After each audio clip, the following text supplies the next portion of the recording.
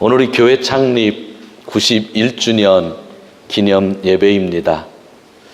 본 교회는 일본에서 도쿄 성서학원을 졸업한 윤나경 전도사를 한국 본부에서 총회가 파송하여서 개척한 교회입니다.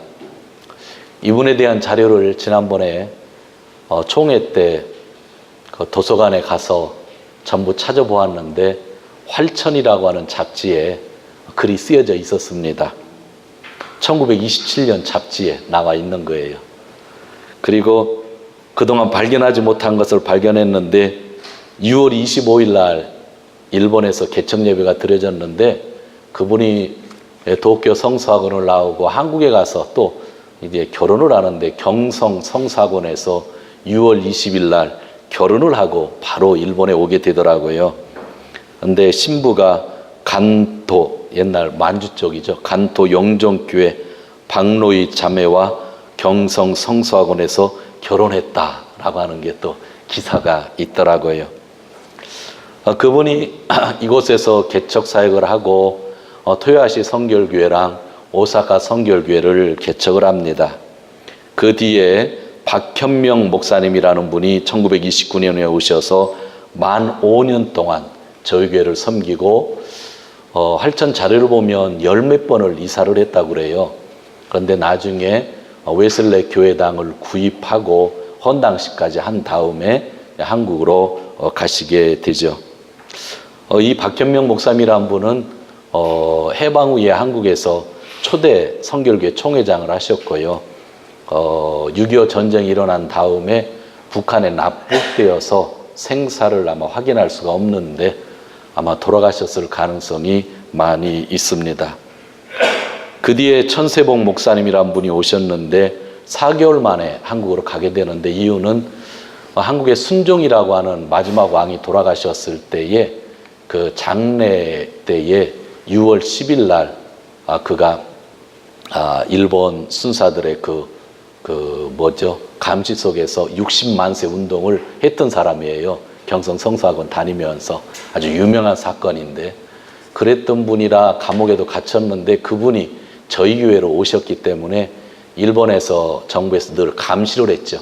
그 바람에 4개월 만에 한국으로 갈 수밖에 없었고 그 뒤에 배신남 목사님이 계셨고 김광남 목사님이 해방 전에 마지막 목사님이셨죠. 그런데 1943년에 교회는 일본 정부에 강제로 해산되는데 그때 김광남 목사님이 잡히게 되죠. 기록을 보면 2년 50일 동안 구류를 당하게 됩니다. 토시마쿠였으니까 그쪽 경찰서에 있다가 스가모 구치소에서 들어가 있다가 또 풀려나도 6개월 동안 재판 속에서 계속 감시를 당하게 되죠. 근데 그분이 마지막 전후에 교회를 어떻게 했는가 그게 연결고리가 없었는데 전후에 재건을 하고 많이 노력을 했는데 당시 수많은 한국인들이 다 한국으로 돌아가고 남은 한국인들이 민단을 만들 때에 그분이 목사로서 민단을 재건하는데 상당한 노력을 많이 했고요. 1952년 6개월 동안은 민당이 3명이 단장단이 구성되는데 3명의 단장단 안에 김광남 목사님이 계셨습니다. 그리고 그분은 종교법인 아세아 선교회를 만들었는데 본인이 감옥에 들어갔던 날, 체포당했던 날이 6월 26일입니다. 1942년.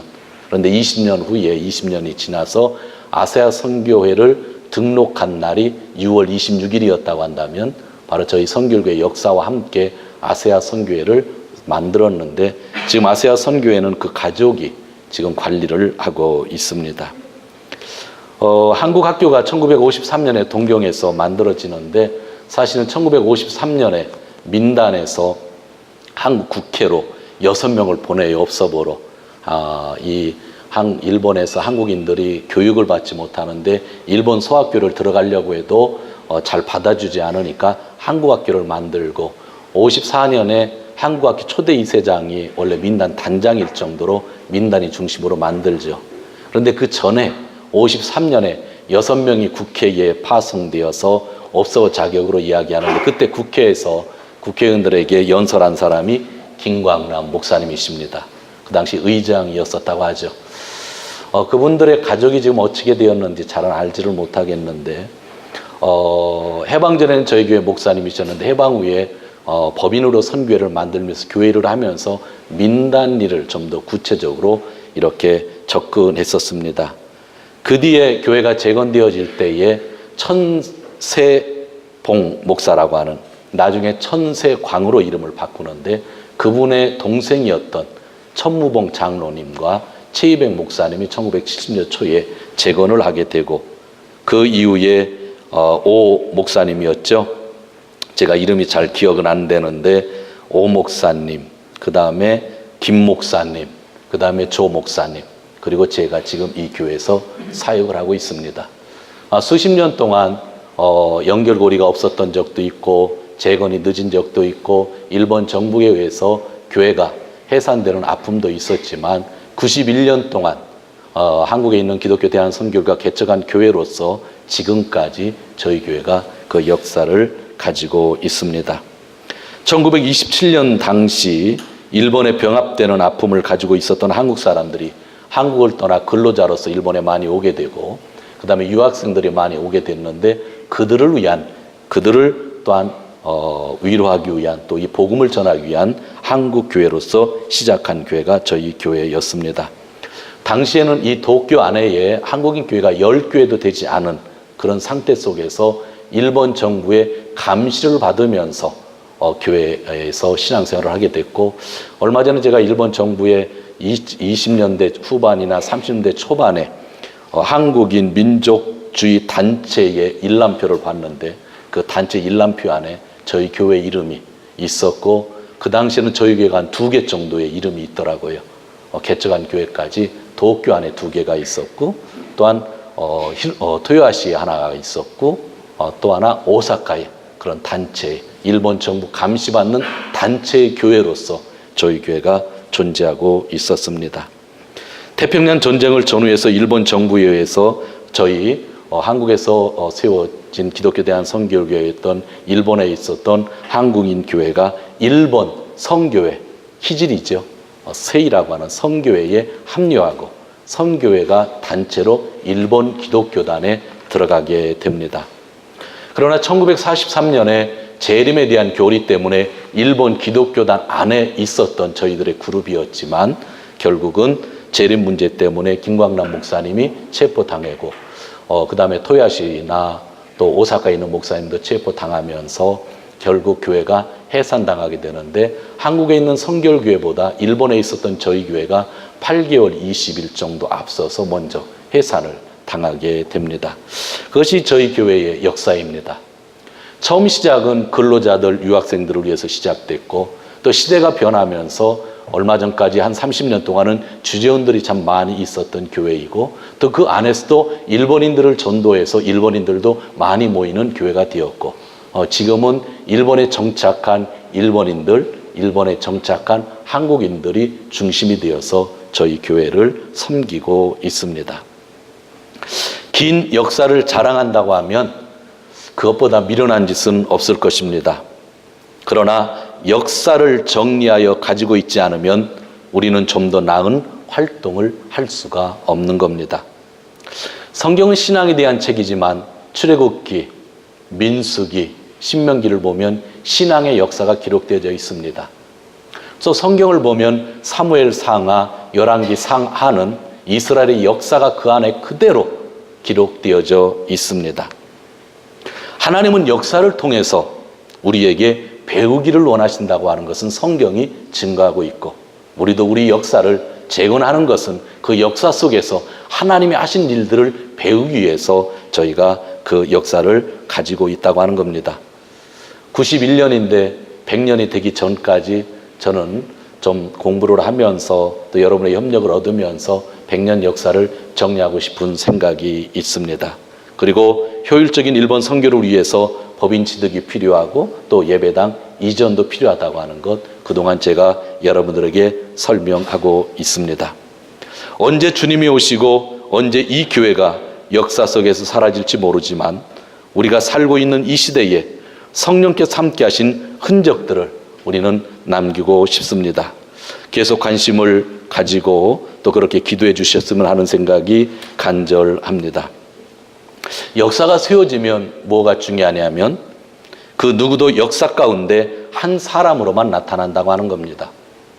91년 역사를 쭉 펼쳐놓으면 여러분도 그 속에 한 사람이고 저도 그 속에 한 사람이고 처음에 윤나경 전도사님도 그 속에 한 사람이고 한국교회에서 박현명 목사님처럼 유명한 사람도 그 중에 한 사람이고 그분의 아들이 아직까지 살아계신데 아주 유명하신 분입니다. 그분들 아들들 통해서 좀 더 배워야 될 일들이 있죠. 그 다음에 제 이전에 있었던 조 목사님, 또 원로 목사님, 또 여러분들이 그 역사 속에서 한 사람으로 성도님들이 한 사람으로 남죠. 역사가 정리돼서 그 속에 점을 찍은 한 사람이 정리가 되면 그 다음에 91년 동안 일하신 분이 나타나게 됩니다. 어렵던 좋던 누구의 뜻이었습니까? 하나님. 하나님의 섭리로, 하나님의 힘으로, 하나님의 능력으로 91년 동안 저희 교회는 있게 되었고 또 하나님을 의지함으로 앞으로 100년, 200년을 나아갈 수 있다고 하는 것. 그래서 저는 역사가 잘 정리되어야 된다고 그렇게 믿고 있습니다. 한국인의 자부심이 있죠. 또 일본인의 자부심이 있습니다. 어제는 한국 사카가 있었고 오늘은 일본 사카가 있다고 하는데 처음으로 월드컵 때 그렇게 막 보고 싶다는 마음이 없었던 건 제가 처음인 것 같아요. 그런데 교회는 한국인도 있고 일본인이 있는데 여러분들이 개인적으로 한국인에 대한 자부심을 갖고 살기를 원하고 일본인으로서 자부심을 갖고 살기를 원합니다. 그러나 제가 이 역사를 이야기하는 것은 도쿄 기독교회 성도로서 자부심을 가지고 주님을 섬겼으면 참 좋겠다. 그런 의미에서 더욱더 역사를 정리하려고 하는 것입니다. 여기까지는 제가 91년간 하나님 지켜주셨던 것을 조금 이야기했고 앞으로 시간이 있으면 책으로서 정확하게 그 안에 성도님들이 어떠한 일을 하셨는지를 밝혀보고 싶고요. 사실 해방 전에 저희 교회 성도님 중에 한 분은 진광이라고 하는 잡지를 만드신 분이 있었는데 목사가 만든 게 아니라 성도님이 저희 교회 성도가 만들었던 그러한 신앙적인 잡지도 있었던 것을 요즘 좀 발견하게 됩니다. 목사, 성도 모두 다 포함해서 91년 동안 인도해 주신 그 하나님을 찬양하면서 오늘 말씀을 좀 더 나누기를 원합니다. 지난주 설교 말씀에는 오병이어의 기적이 있었습니다. 마지막 부분을 보면 예수님이 사람들을 피해 산으로 가셨다고 하는데 그 밤이 지나고 아침이 되었습니다. 많은 사람들이 다시 예수님을 찾아옵니다. 보릿고개를 넘고 있는 그 사람들에게 아마 어제 먹은 빵이 또 생각났을 것입니다. 이때 예수님께서 하신 말씀이 오늘 6장 전체에서 큰 논란을 일으킵니다. 예수님 뭐라고 말씀하셨냐면 내가 하늘에서 내려온 빵이다 하신 겁니다. 어제 빵 5개로 2만 명을 먹이셨습니다. 날이 밝았습니다. 사람들이 기적을 체험하러 오지만 어제 먹은 빵은 당연히 기대를 하고 오는 거죠. 그 사람들 앞에서 예수님이 내가 빵이다 라고 말씀하신 겁니다. 그때부터 사람들은 어려움을 겪기 시작합니다. 예수님은 내가 빵이니까 나를 먹어야 된다고 합니다. 사람들은 우리가 식인종인가 라고 하는 생각을 했을지도 모릅니다. 그래서 사람들은 서로 말다툼을 하게 되는데 52절을 보시기 바랍니다. 52절 같이 읽습니다. 이러므로 유대인들이 서로 다투어 가로되 이 사람이 어찌 능히 제사를 우리에게 주어 먹게 하겠느냐. 아멘. 논란이 있는 거예요. 어떻게 이 사람이 자기 살을 우리에게 주어 먹게 할 수 있겠느냐 했다고 하는 겁니다. 살을 먹는다고 하는 것은 말도 되지 않는 이야기입니다. 그 사람이 죽었다 할지라도 그 살을 먹을 수가 있는 게 아닙니다. 그런데 예수님은 내가 빵이니까 나를 먹으라고 하는 거잖아요. 그래서 사람들에게 논란이 있었던 것입니다. 근데 53절에서 예수님은 더 분명하게 말씀합니다. 제가 읽겠습니다. 예수께서 이르시되 내가 진실로 진실로 너에게 이르노니 인자의 살을 먹지 아니하고 인자의 피를 마시지 아니하면 너희 속에 생명이 없느니라. 반드시 예수를 먹어야만 생명이 있다는 겁니다. 여러분, 이 말씀을 성경 지식 없이 2000년 전에 뭔가 예수님에게 기적을 바라고 빵이 먹고 싶어서 온 사람들이 라고 생각하고 여러분이 그 자리에 있다고 생각하고 이 말씀을 한번 들어보시기를 바랍니다. 정말 답답했을 것입니다. 식인종이 돼야 된다 했는데 뒷말은 뭐예요? 식인종이 아니면 천국에 갈 수 없다는 거예요. 이게 두 구절이에요. 나를 먹어야 된다고 하더니 두 번째는 나를 먹어야만 천국 간다고 하는 거니까 식인종이 천국 간다고 하는 그런 이야기가 되는 거죠. 제가 왜 식인종이란 말을 쓰는지 아세요? 여러분들은요, 신앙이 좋아서요, 이런 말로 쓰지 않으면 그런가 보다 하고 넘어가요. 늘 읽던 거라. 그 당시 사람들은 너무 놀랐는데 여러분들은 놀래지를 않아요. 왜 그래요? 그래서 제가 식인종이란 말을 쓴 거예요. 조금 놀랬죠? 식인종이야 된다고 하는 것. 식인종이 천국 간다는 이야기. 그 이야기가 2000년 전에 주어졌다고 하는 그러한 이야기입니다. 사람을 죽여서 그 고기를 먹어야만 천국에 들어갈 수 있다니 이런 비인간적인 일이 또 어디에 있겠습니까? 이제 더 이상 예수의 말을 들을 가치도 없는 것이 되었습니다. 얼마나 잔인한 말씀입니까? 그러나 예수는 자기 살과 피를 먹고 마셔야 영원히 산다고 거듭 이야기하는데 54절 우리 같이 읽겠습니다. 54절 내 살을 먹고 내 피를 마시는 자는 영생을 가졌고 마지막 날에 내가 그를 다시 살리리니. 아멘. 계속 이렇게 이야기를 하는 거죠. 사람들은 계속 충격을 받는데 6장 60절 우리 같이 읽습니다. 제자 중 여럿이 듣고 말하되 이 말씀을 어렵도가 누가 들을 수 있으랴 한데. 그리고 66절도 같이 읽습니다. 이러므로 제자 중에 많이 물러가고 다시 그와 함께 다니지 아니하더라. 이야기가 너무나 힘드니까 빵이 먹고 싶었는데 갑자기 예수님이 내가 빵이다 하더니 나를 먹어야만 너희가 산다 하더니 나를 먹어야만 영생 얻는다 천국 간다 하니까 사람들이 이해가 안 되는 거예요. 자기들끼리 수근수근 하더니 누가 저 말을 이해할 수 있어 하더니 제자들이 대부분 다 떠났다라고 하는 이야기. 이 말은 뭐예요? 어제 빵을 먹은 2만 명이 다 떠났다라고 하는 그런 이야기를 하고 있는 것입니다. 그럴 수밖에 없을지 모릅니다. 단지 빵만을 찾는 사람들에게 하나님의 깊은 말씀이 이해될 리가 없기 때문입니다. 자기의 욕구만 찾는 사람들에게 하나님의 살아있는 말씀이 이해될 리가 없는 것입니다. 단지 자기의 문제만 해결되기를 바라는 사람들에게 하나님의 말씀이 다가올 리가 없는 겁니다. 우리도 신앙생활을 할 때에 내 문제만을 해결받기 위하여 교회에 온다고 하면 내 문제가 해결되었을 때 내가 어떻게 신앙생활을 해야 되는지 그것을 잃어버릴 때가 많이 있습니다.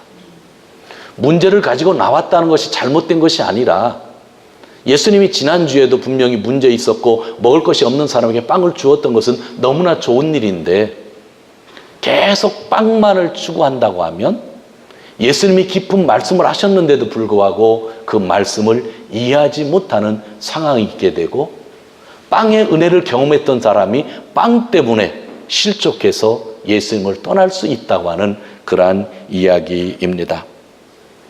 나만을 바라보면 전체가 이해되지 않을 때가 참 많이 있는 겁니다.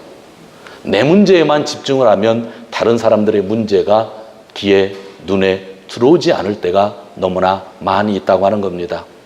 전 여러분 개인들이 가지고 있는 모든 문제들이 주님 안에서 해결되기를 원하며 매일 기도를 하고 있습니다.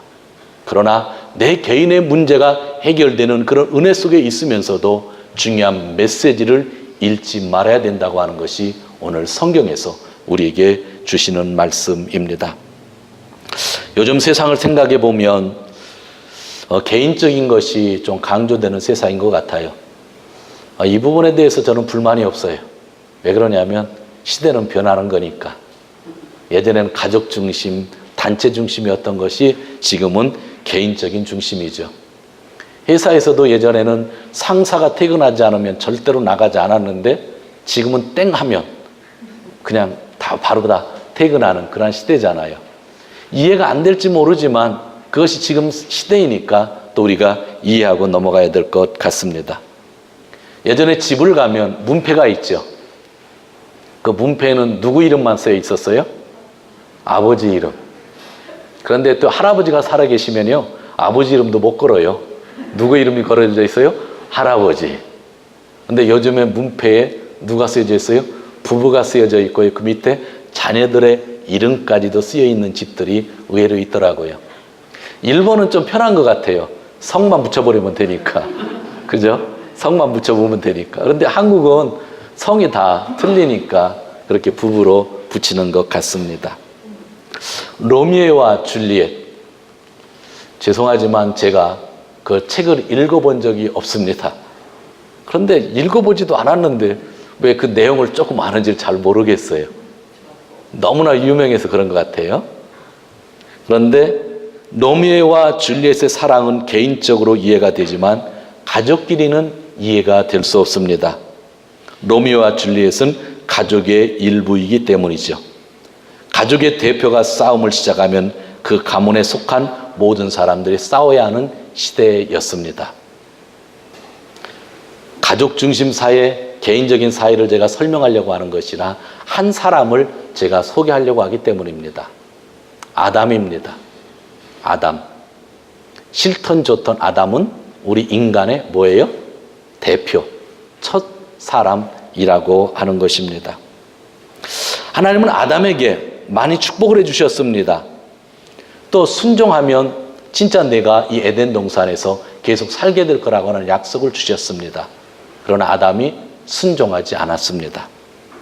그는 에덴 동산에서 쫓겨나갔습니다. 수많은 자손들이 있었지만 그 자손들도 또 죄를 짓게 되었습니다. 노아의 홍수가 있었지만 그 홍수 이후에도 사람들은 하나님의 말씀을 듣지 않았습니다. 그때 하나님은 한 사람을 세우셨죠. 그게 누구예요? 아브라함을 세우셨습니다.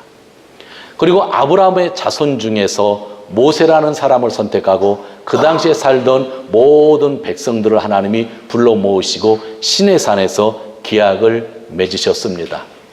그리고 제사장의 나라로 삼으시고 그들에게 율법을 주셨습니다. 하나님이 아브라함과 모세와 그 백성을 선택하신 이유는 뭐냐? 아담부터 흘러내려왔던 그 모든 죄를 해결할 길을 주신 것, 백성들이 죄를 짓고 살았던 그 모든 죽음으로 가는 일들을 해결하기 위해서 모세를 삼으시고 또한 백성들을 제사장의 나라로 삼아주시고 그들에게 율법을 주셨죠. 율법을 가진 백성들이 이제는 세상에 나아가서 하나님을 증거하고 말씀을 증거하고 하나님께 돌아오게야만 해야 됩니다. 왜요? 그럼 모든 사람이 다 살게 되기 때문이죠. 근데 놀라운 것은 율법을 가진 사람이 범죄를 한 겁니다. 하나님이 계시고 세상에 있는 백성이 있고 여기에는 아브라함의 자손이었고 모세의 자손이었고 그 후손들이 있었던 이스라엘 백성, 그들은 율법을 가지고 있었는데 율법을 가지고 있는 사람이 율법을 가지고 이들에게 하나님을 증거한 것이 아니라 율법을 지키지도 못하고 죄 속에 빠져 있게 됨으로 인하여 세상의 모든 인간은 대표자 아담이 지은 죄로 결국은 죽을 수밖에 없었죠. 그것을 해결하기 위하여 율법을 주셨는데도 불구하고 율법을 가진 사람이 죄를 짓게 되었죠. 이 세상에는 선한 사람이 한 사람도 없게 된 겁니다. 이 세상 사람들을 통해서는 사람을 구원할 수가 없게 되었죠. 그때 하나님께서 세상에 예수 그리스도를 보내주셨습니다. 죄를 짓지 아니하시는 죄가 없는 예수 그리스도를 보내주셔서 좋은 율법 때문에 사람들은 제 율법을 지키지 못한 것 때문에 율법의 노예가 되었던 그 모든 사람들의 죄까지 해결해 주시기 위하여 예수님이 오셔서 십자가에 달려 죽으셨다고 하는 겁니다. 내 살을 먹고 내 피를 마셔야 된다고 하는 것은 예수님의 제3의 그 은혜를 너희가 믿어야 된다고 하는 것입니다. 그러면 아브라함 때부터 내려왔던 그 모든 제약이, 율법을 지켜야 되는데 율법을 지키지 못함으로 인하여 내려왔던 그 모든 저주가 예수 안에서 해결된다고 하는 말씀, 그것이 오늘 너희가 내 살을 먹고 내 피를 마셔야 된다고 하는 예수님의 말씀이었던 겁니다. 그 외에는 길이 없다라고 하는 겁니다. 율법도 안 되고 모세도 안 되고 아브라함의 교훈도 안 되고 노아의 교훈도 안 되는 겁니다. 인간은 다 죄인이기 때문이지만. 그래서 하나님께서 예수님을 통해서 해결해 주셨던 그 길을 오늘 요한복음에서 좀 더 자세하게 이야기하고 있는 겁니다. 우리 스스로가 해결할 수 없기 때문에 예수님이 친히 해결해 주셔 오셨다고 하는 귀한 말씀입니다. 그 은혜 때문에 우리는 오늘 말씀을 통해서 예수님의 말씀에 더 은혜를 받을 수 있습니다. 56절 같이 읽도록 합니다. 56절 내 살을 먹고 내 피를 마시는 자는 내 안에 거하고 나도 그 안에 거하나니. 57절 살아계신 아버지께서 나를 보내심에 내가 아버지로 인하여 사는 것 같이 나를 먹는 사람도 나를 인하여 살리라. 58절 이것은 하늘로서 내려온 떡이니 조상들이 먹고도 죽은 것 그것과 같지 아니하여 이 떡을 먹는 자는 영원히 살리라. 그 예수님을 통해서 주어진 제사함을 믿어야 된다고 하는 그 말씀을 우리에게 주고 있는 겁니다. 그것을 예수님이 너희가 내 살을 먹고 내 피를, 살을 먹는다고 하는 것은 죽음을 이야기하는 거고 피를 흘린다고 하는 건 속죄를 의미하는 거잖아요. 그 이야기를 오늘 성경 속에서 이야기하고 있는 겁니다. 사랑하는 성도 여러분, 우리는 이 세상의 것으로 살지는 못할 겁니다. 이 세상의 것으로 산다고 하면 우리는 100살 정도 살 수 있을 것입니다. 그러나 하늘에서 내려온 생명의 떡을 먹으면 예수님이 영원히 산다고 말씀해 주셨던 것입니다. 십자가에서 우리 죄를 위하여 달리신 그분을, 살과 피를 주신 그분을, 다시 부활하여 우리를 살리시기를 원하신 그분을 믿으면 영원히 산다는 것입니다. 즉 제사함을 받고 성령을 선물로 받고 살면 하나님 나라의 백성이 된다고 그렇게 강조하고 있는 부분이 오늘의 말씀입니다.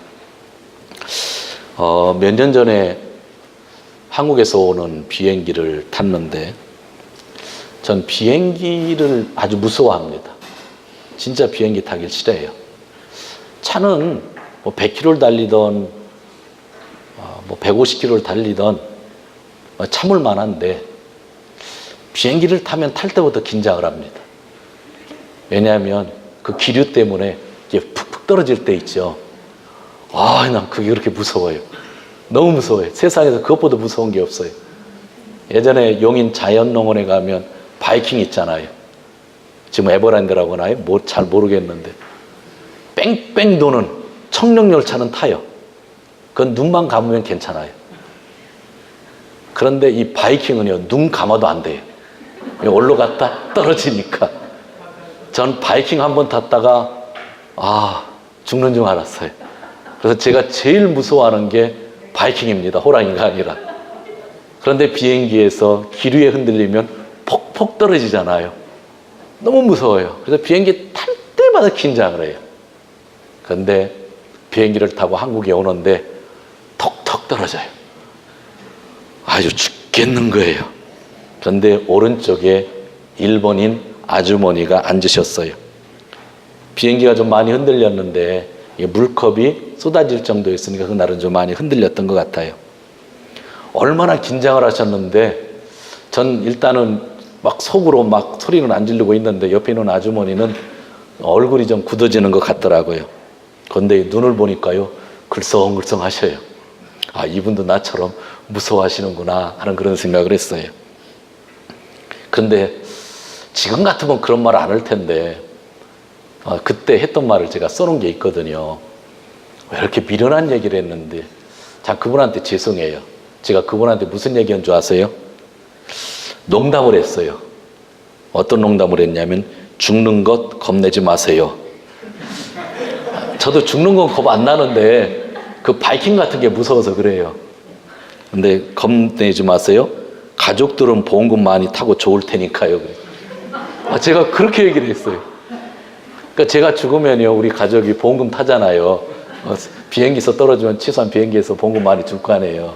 근데 제가 옆에 있는 아주머니에게 무서워지 마세요. 죽으면 가족들 호황하는데 보험금 타는데 그런 얘기를 했는데 근데 왜 내가 그 당시 정신 나갔나? 왜 이 말을 했나? 제가 설교를 준비하면서도 깜짝 놀랐어요. 지금 생각하면 좀 위로되는 말을 할 수 있잖아요. 근데 젊었을 때라 그런가 봐요. 그런 얘기를 했는데 제 옆에 앉아있는 분이 있는데 제 옆쪽에 있었던 자매는 한국인도 아니고 일본인도 아니에요. 얼굴이. 그런데 비행기가 푹푹 떨어지고 나는 속으로 쥐어 하고 있고 옆에 사람은 눈물이 글썽글썽하고 있고 얼굴이 그냥 굳어져 가는데 이분은 책을 펴고 그냥 이게 바이킹 잘 타는 사람 같아요. 책을 이렇게 보고 있는 거예요. 근데 영어로 쓰여져 있는 것 같아요. 그래도 궁금하잖아요. 젊은 자매가 너무나 초라하고 잘 앉아있길래 자세히 봤더니 그 내용은 모르겠는데 성경책 제목은 그 영어로도 아니까 영어로 된 성경책을 읽고 있었던 거예요. 제 오른쪽에는 저를 포함해서 지금 죽으면 어떻게 하나 걱정하는 평범한 사람이 있는데 제 왼쪽에는 하나님의 말씀으로 힘을 얻고 있는 한 크리스찬이 있어요. 당연히 그 얼굴 표정은 너무나도 달랐습니다. 몇 년 동안은 그 자매의 얼굴이 담담했던 얼굴이 늘 기억에 있었던 것 같아요. 지금은 거의 잃어버렸지만요. 사랑하는 성도 여러분, 이 세상의 삶은 언젠가 끝난다고 그래요. 오늘 이런 얘기하지만 비행기 안에서 죽기는 싫어요. 너무 무서워서 무섭지 않게 가다가 죽었으면 좋겠다는 생각을 해요. 그런데요, 100살을 살던 120살을 살던 언젠가 가잖아요. 2만 명이 예수님이 준 떡을 먹고 기적을 체험했지만 언젠가 가잖아요. 그런데 예수님은 보릿고개를 넘는 것도 중요하지만 천국의 문을 넘는 것이 더 중요하니까 나를 먹으라고, 제 삶을 너희가 믿으라고, 나를 믿고 천국에 가라고.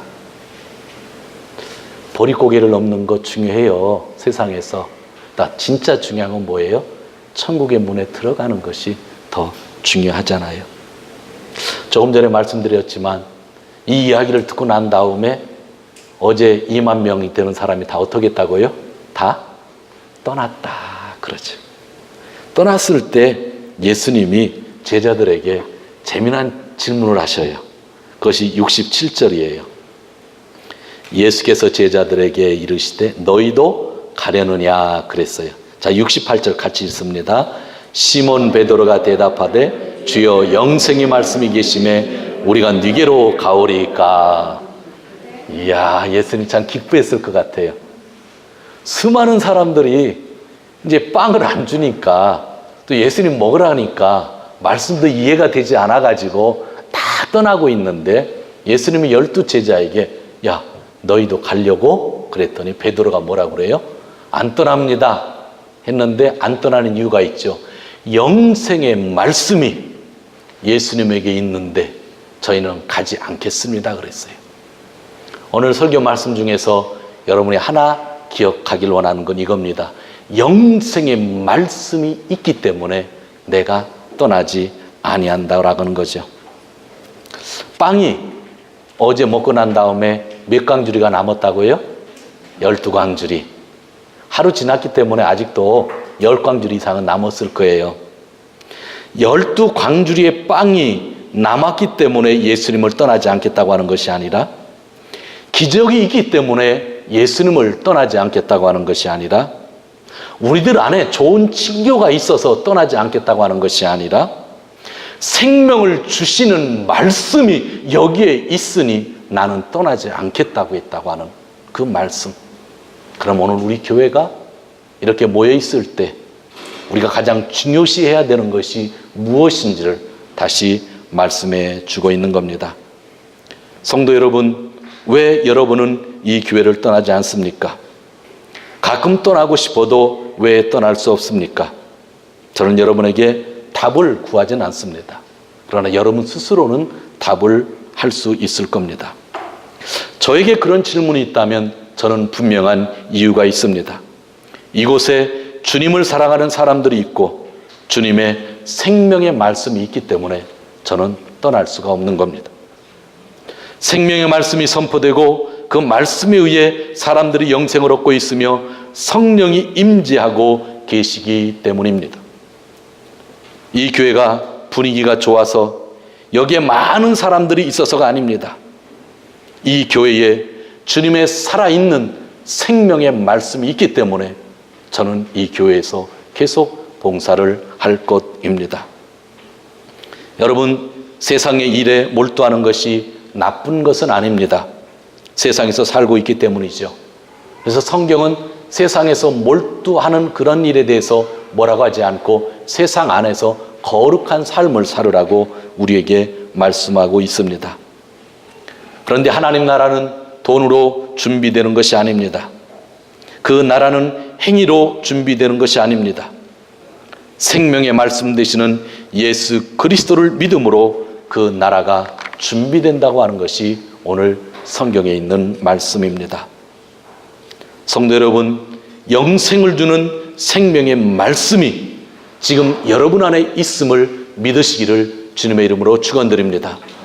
그 말씀이 있기 때문에 여러분들이 이 자리에 있는 겁니다. 창립 91주년을 맞이하는 이 교회가 주님이 오시는 날까지 계속 역사 속에 있기를 원한다면 그것은 단 한 가지 방법밖에 없습니다.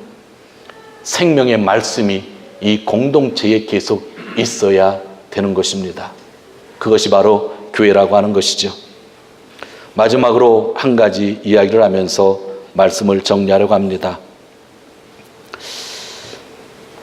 한국에서 번역된 책 중에 긍정의 힘이라는 책이 있는데 목사님들 중에 이 책을 좋아하시는 분도 있고 싫어하는 분도 있습니다. 근데 가장 많이 팔린 책이기 때문에 제가 몇 년 전에 사서 읽었습니다. 그 책의 102페이지에서 103페이지에 이러한 글이 나옵니다. 조엘 오스틴 목사가 쓴 글인데요. 한 남자가 유럽에서 미국으로 여행하고 싶었습니다. 이 남자는 열심히 일한 돈을 모두 모아서 마침내 배를 타는 승선권을 살 수가 있었습니다. 예전에는 배로 대서양을 횡단하려면 2, 3주가 걸렸습니다. 그래서 그는 큰 여행용 가방에다가 2, 3주 걸릴 양식, 비스켓과 치즈를 가득 채웠다고 합니다. 제 책에 있는 내용 그대로 합니다. 한국 사람 같으면 컵라면 집어넣고 다른 거 집어넣겠죠. 네, 미국 사람인데 치즈와 비스켓을 여행용 가방에다 가득 집어냈다고 합니다. 돈은 바닥났다고 합니다. 승선권을 샀고 또 먹을 거 2, 3주 먹을 것을 가방에 집어넣기 때문입니다. 배에 오르자 모든 승객은 크고 화려한 식당에 모여 맛난 음식을 먹고 있는데 그 혼자만 한쪽 구석으로 가서 자신이 사온 치즈와 비스켓을 먹고 있었습니다. 그렇게 며칠 동안 그런 식당에서 풍겨나오는 맛있는 음식 냄새를 맡으며 부러워했다고 합니다. 식당 안에 있는 사람들은 자신의 배를 쓰다듬으면서 이번 여행이 끝나면 무슨 생각을까요? 다이어트 할 생각하겠죠. 그런데 그 사람은 치즈와 비스켓을 먹고 지냈다고 합니다. 밤에 잠자리에 누워도 식당 안에서 배불리 먹는 상상을 하다 보면 어느샌가 잠이 달아날 때도 있었다고 합니다. 항해가 끝나갈 무렵에 한 사람이 그 남자에게 다가와 말을 걸었습니다.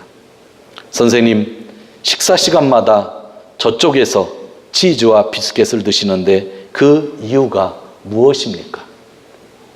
왜 식당에 들어와서 우리와 함께 드시지 않습니까? 이 말에 그 남자는 얼굴이 빨개졌다고 합니다. 솔직히 말씀드리면 저는 승선권도 겨우 샀고 좋은 음식 먹을 여유가 되지를 않습니다. 그러자 상대편의 사람이 놀라우며 그에게 이런 이야기를 했다고 합니다. 선생님, 승성권에 음식값까지 다 포함되어 있었습니다. 음식값은 이미 다 지불되었습니다. 오늘날 많은 신앙인들이 이 순진한 여행객 같다고 생각 안 하셔요? 하나님이 이 세상에 오셔서 율법을 가진 사람들도 율법을 지키지 못하고 죄를 지어서 모든 사람이 죄의 사망의 그늘 속에 있을 때에 예수님이 오셔서, 그리스도가 오셔서 모든 사람들을 위하여 십자가에 달려 죽으시고 죄를 사해 주시고 성령을 선물로 주시고 믿기만 하면 천국의 문을 열고 들어올 수 있도록 해주셨거든요. 이미 예수를 믿으면 이 모든 은혜가 우리에게 주어져 있는데 우리는 이 큰 은혜를 잃어버리고 뭔가 치즈와 비스켓 때문에, 나의 행위 때문에 나의 삶에 대해서 더 고민하고 살고 있는 그런 부분들은 있지 않는지. 세상에 사는 동안 거룩하게 살고 성결한 삶을 사는 것 참으로 중요한 이야기지만 오늘 예수님 말씀하신 것, 나를 먹고 마시면 너희가 영원히 산다고 하는 것, 그 안에 모든 것이 포함되었다고 하는 것, 그 예수 그리스도 때문에 우리 교회가 91년 동안 이 자리에 있었고 그 예수님 때문에 2000년 동안 전 세계의 수많은 사람들이 예수님을 믿게 되었다고 한다면 우리들의 남은 여생 어디에 집중해야 될까요? 베드로가 이야기했습니다. 자기의 삶을 중심으로 했던 사람들이 모두 떠나지만 우리는 예수님을 떠나지 않습니다. 왜냐하면 예수님 안에 생명의 말씀이 있기 때문에 나는 떠나지 않습니다. 고백했다고 한다면 여러분, 예수님을 너무나 부족하게 생각할 수도 있는데 그러면 안 된다는 거예요. 완벽하신 그 예수님 안에 완벽한 생명의 말씀이 있다고 하는 것 마음에 담고 남은 여생 진짜 주를 위해서 하루하루 더 살았으면 하는 생각이 너무나 간절합니다. 마지막인데 오늘은 특별한 날이니까 저를 한번 따라 하시기 바랍니다. 예수님 안에, 저를 한번 따라 하시기 바랍니다. 예수님 안에 생명의 말씀이 있습니다. 우리가 뉘게로 가오리이까. 어디라고 하지 않고요, 뉘게로, 누구에게로 가오리까 그랬죠. 예수님에게만 저는 설 수 있습니다 라고 하는 그러한 이야기입니다. 저도 그렇고 여러분들도 그렇고 생명의 말씀 되시는 예수님을 믿고 그 안에서 영원한 생명의 축복을 받아 누리시는 귀한 성도님들 되시기를 주님의 이름으로 축원드립니다. 기도하겠습니다.